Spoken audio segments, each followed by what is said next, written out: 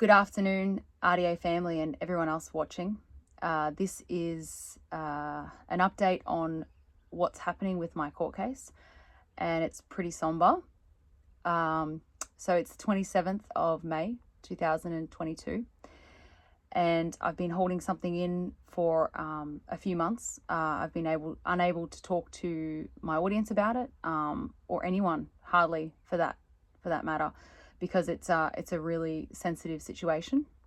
So basically, and I've put a link in the description of this video to an article explaining everything I'm about to talk about.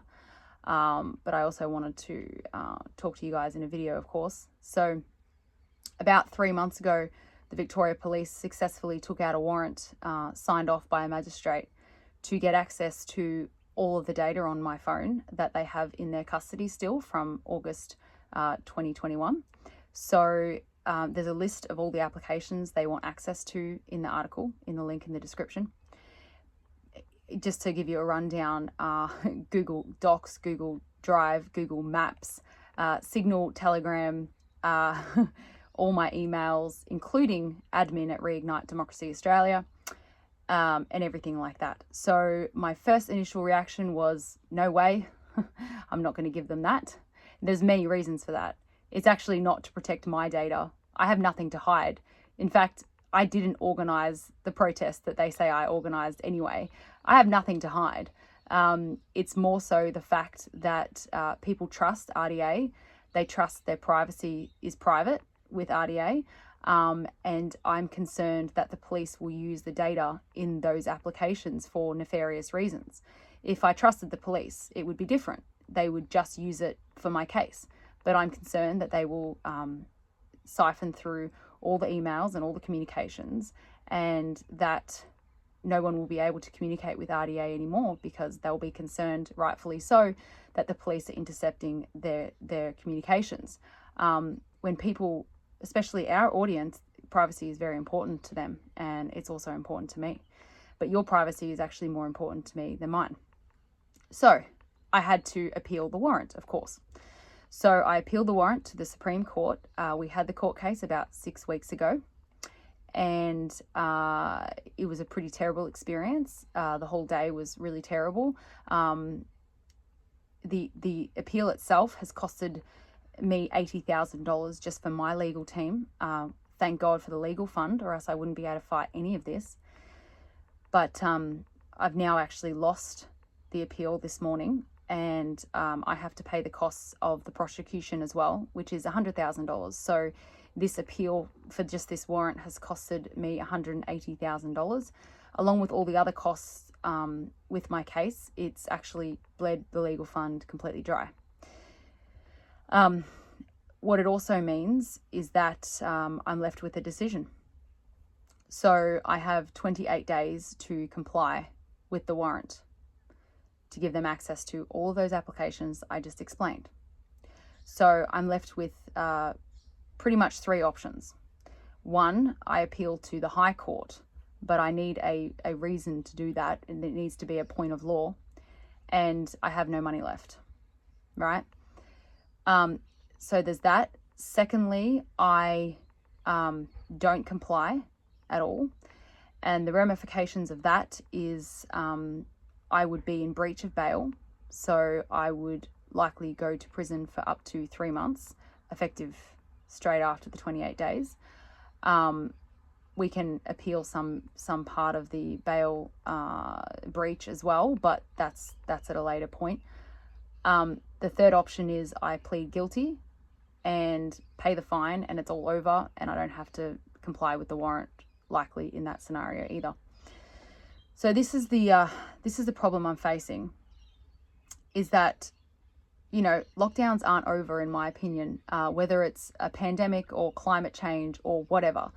The government has tested the population's compliance to overreach and tyranny, and the population failed. Mostly they complied, and this fight is not over. So if I give up now, it'll just be something else later, and someone has to fight this all the way to the end. And I'm willing to do that.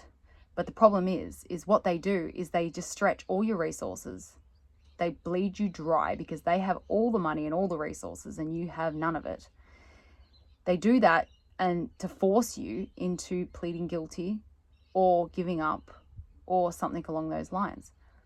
That's what they do. And if it wasn't for the fund, I wouldn't have been able to fight this far anyway. It's not fair because, no one can set a precedent if they don't have the money. And someone needs to fight this till the end. And that's the point I'm coming up with. Is the first point I want to make very clear is that your data is safe. And I will do everything in my power to fight this as much as I can for as long as I can. And if you know me at all, you can trust me. Your data is safe and I'm going to fight this. However, I can't do it without money. So this is the question that I have for you. Everything I've done is not for myself. It's for the overall human rights movement, the freedom movement, and to set a precedence. So my question to the audience is, do you want me to continue this fight? Because I'm willing to. I'm willing to do whatever it takes. Whatever it takes. So if you want me to continue this fight, reach out to people who have money and support me. And I will do everything in my power to set a precedence so no one else has to go through this. I'm already in deep. I've got the fortitude. I've got the resilience. I've got the support to continue this fight. The only thing I don't have is the money. If I don't get the financial support to pursue this further, then I'll know that it's not the will of the people. And that's okay. I'm willing to accept that. Then I can make a decision based on what I think the will of the people is, because I'm doing this for you guys, not for me. The selfish thing to do would be to plead guilty, pay the fine, and move on with my life. But it's going to come up again. Someone's going to have to go through this again. Most people with incitement charges have pled guilty and just gotten a fine and it's over with. I know Topher Field is still fighting his charges, but I don't know anyone else. There might be others, I'm not sure.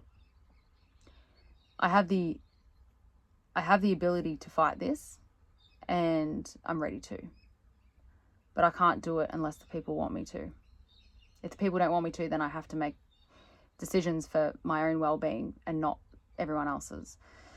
So, I've been carrying this for months mostly on my own, because I didn't want anyone to worry about their privacy not being safe, because it is. Okay, they can't get into my phones without my assistance. And I've told you that there are options. I have options. So, yeah, it's pretty sombering stuff, guys. But the fact that they are doing this to someone like me, someone with no criminal record, someone who clearly shows integrity and conviction, it shows that this country is in a really bad place. It's on a downward spiral. And this is just the beginning. If this is happening to me, it's going to happen to more people in the future. So I'm knee deep. I'm willing to keep going. Let me know what you guys want me to do. And I will do my best to make you proud and stay strong and continue this fight for everyone. For me, for you, for the world. I don't know.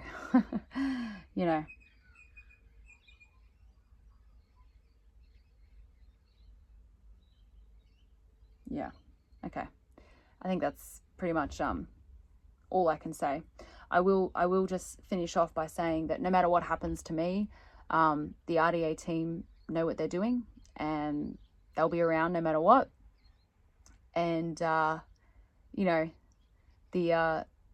the battle might be lost, but the war is not over. I have so much support, and I have God on my side, and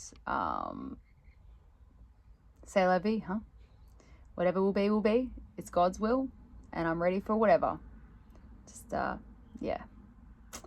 I'm interested to hear your comments, and please just keep up to date on all the socials, Instagram, Twitter, Facebook, not Facebook, Telegram, the email, if you want to subscribe to Reignite Democracy Australia website so that you can get updates from my team no matter what happens. We also have Reignite World Freedom on Facebook and all the other socials as well. And we have a website that you can log in there too. And there are projects that are ready to go regardless of what happens to me. So that's it, guys. Till next time. See ya. Thanks for all your support, no matter what.